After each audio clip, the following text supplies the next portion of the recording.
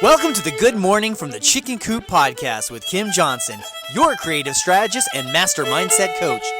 Filled with inspiration, distinctions, perspectives, and possibilities, we help you to cultivate a mindset that leads you to create the best version of yourself you could ever imagine. Join Kim every morning from one of her favorite happy places, her chicken coop, along with all her chickens. Hey, good morning from the chicken coop, everybody. Today, I want to ask you about defining things. It seems like a very strange question, right? Like, defining things, what does that mean? Well, basically everything. I don't mean to be sarcastic, but it is. It's everything. How we define things shapes our lives. And while we all have dictionaries and we all understand certain things and we've been taught what certain words mean, I'm air quoting that, by the way, what they mean to us is what really matters, because if we don't understand how we define things, then we end up doing ourselves a lot of damage, because 9 times out of 10 those definitions are more of a reaction than a definition, and we end up leaving people who are in our lives dealing with the carnage of our moods when we start to react in ways about these definitions that we've created when it comes to anything. So let's take an example of, you go to a restaurant. You're sitting in a restaurant. I think this is a common example for all of us. And the waitress takes a long time to come over to the table. You have an opportunity in that moment to sit there and think to yourself, okay, they must be really busy in this restaurant because she's not showing up.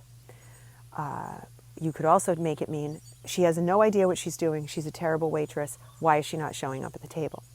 It could mean, oh, I bet they don't have the right supplies tonight, because we all know how that's going right now, where there's such supply shortages everywhere. So there's not enough in here, not enough supplies. They're running out of things, and they're still trying to do business. Oh, so annoying. Really, what's happening in the moment is you just haven't been waited on. You're sitting at a table, you haven't been waited on, and in that time, that short span of time, maybe let's use a scenario of like 6 minutes, 7 minutes. No one said hello, no one's given you menus. You have made it mean all these different things. You've also probably gone, because if you're like me, you've gone to my certainty girl driving. Oh God, does this mean we're not going to get our food quickly? Does this mean we're going to have to sit here forever? That means I can't order anything special from the kitchen, because I'm sure the kitchen is not going to be able to get this right. And I wonder if it's going to take them forever to get it out of the kitchen to the table. And oh my God, I hope she doesn't come over frazzled, because I can't stand that energy. Because that, my friends, is what goes on in my head. When I tell you it's hard to be in my head, you have no idea. This is why I do what I do, because I understand it so well and I can help people through it.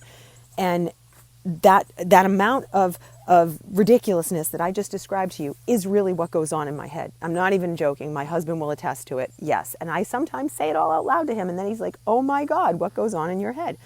So point is, it's been a short period of time, and here we are sitting there making all of this up.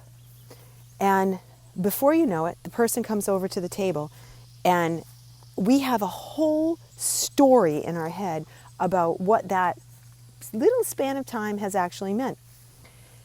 She starts to wait on you, and she seems frazzled. She seems like she's overwhelmed.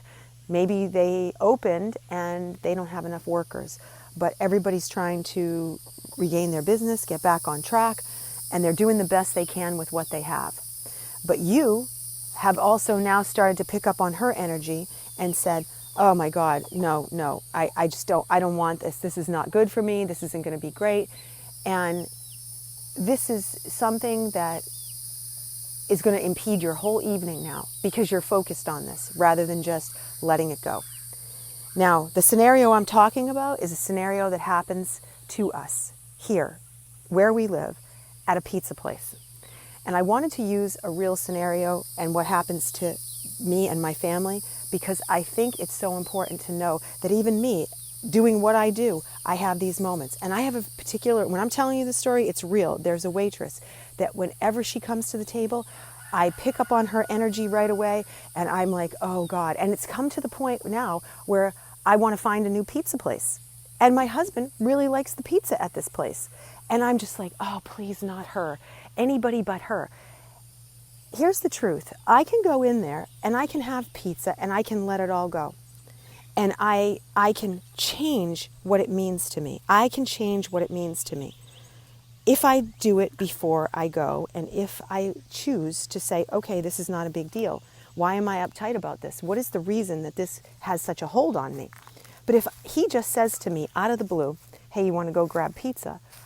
I immediately panic. Why? It's pizza. Think about this. It's pizza. What am I doing? What I'm doing is having an emotional reaction to something because I've had those experiences where they make you wait, they make you wait, they make you wait. Is the food worth it? Yeah, the food is actually really great. The pizza is great. But their service, not so great. The people they hire, they are who they are. And I think they're in overwhelm based on the conditions that they're being asked to work in. But they're showing up every day and they're making an effort. So the point of me telling you this story today is we get to decide what things mean to us. Can I ultimately say to my husband, and do I ultimately say to my husband, I would not prefer to go to the pizza place tonight. I just don't have the bandwidth to deal with her if she's there. Yes. Do I say that? 100%. But there are also times when I'm like, no, it's totally fine. I'm okay. I can choose something different. And the point is, I want you to think about this because you have the ultimate decision of what things mean to you and what you do with them. And my goal is to be able to say at any point in time, yeah, I can go there and not have anybody push my buttons. Because remember, as Dr. Wayne Dyer brilliantly said, it's not their fault for pushing your buttons. It's your fault for having the buttons they push. And that ultimately comes down to what we make things mean. And if I can control the meaning of things, then I have my complete inner world in control as far as letting somebody in and disturbing it. So this is the beginning of this, my friends, and this is what I want you to focus on, okay? Remember, you have the ultimate choice, just like I have to remember that when it comes to pizza. All right, I will see you tomorrow.